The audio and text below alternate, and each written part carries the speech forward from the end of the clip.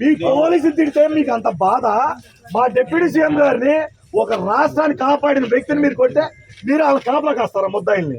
ఎక్కడ కాపలా కాశారు? కోసం వచ్చింది మేము. ఎక్కడ కాపలా కాశారు? కోసం వచ్చింది మేము. మా మీద కేసు పెట్టమని మీకు వచ్చింది. ఇప్పుడు పవన్ కళ్యాణ్ ఎవరిని విమర్శిస్తే వీళ్ళు మాత్రం బూతులు విపరీతంగా మాట్లాడతారు. అందరినీ జగన్ తిడతారు, పేరు నాని తిడతారు. ఎవరైనా లోకుకు చూసుకుని ఒక రజ కుటుంబంలో పుట్టినోడిని ఈ రకంగా ఇంటి మీదకి వెళ్ళి ధ్వంసం చేస్తారు ఒక ఆర్ఎంపీ డాక్టర్ని. అతని ఇంట్లో పక్కనే ఉన్న షాపును మొత్తం ధ్వంసం చేశారు, ఇంటినంతా పగలగొట్టారు. విపరీతంగా విచక్షణారహితంగా ఆర్ఎంపీ డాక్టర్ గిరిని కొట్టారు. కారణం ఏంటంటే ఇటీవల సుగాలి ప్రీతి అంశం పైన పెద్ద ఎత్తున చర్చ నడుస్తూ ఉన్న నేపథ్యంలోనే ఒక యూట్యూబ్ ఛానల్ దగ్గర ఈ ఆర్ఎంపీ డాక్టర్ గిరి తన అభిప్రాయాన్ని వ్యక్తం చేశారు. పవన్ కళ్యాణ్ జగన్మోహన్ రెడ్డి అధికారంలో ఉన్నప్పుడు సుగాలి ప్రీతి కేసు మీద పదే పదే మాట్లాడారు. మరి ఇప్పుడు ఆయన ఎందుకు చర్యలు తీసుకోవడం లేదు? అధికారంలో ఉండి వైఎస్ఆర్సీపీ మీద సుగాలి ప్రీతి కేసులో పవన్ కళ్యాణ్ అనేక అసత్య ఆరోపణలు చేశారంటూ విమర్శించారు.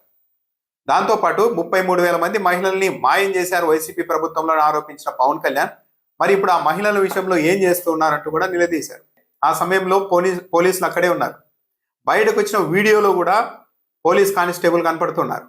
ఆయన కాస్త పక్కకి వెళ్ళారు, పక్కన నిలబడితే మొత్తం వీడియో రికార్డ్ చేశారు.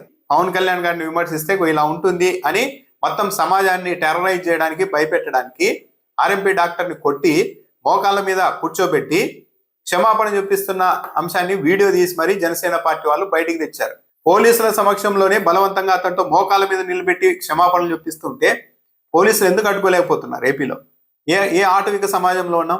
డైరెక్ట్గా అతని ఇంటి మీదకి వెళ్ళిపోయి 50 మంది జనసేన పార్టీ కార్యకర్తలు రాత్రి వేళల్లో దాడి చేసి విచక్షణారహితంగా కొట్టి పోలీసుల సమక్షంలోనే మోకాళ్ళ మీద నిల్చోబెట్టి క్షమాపణలు చూపిస్తున్నారంటే ఇది సమాజానికి మొత్తం అవమానం కదా?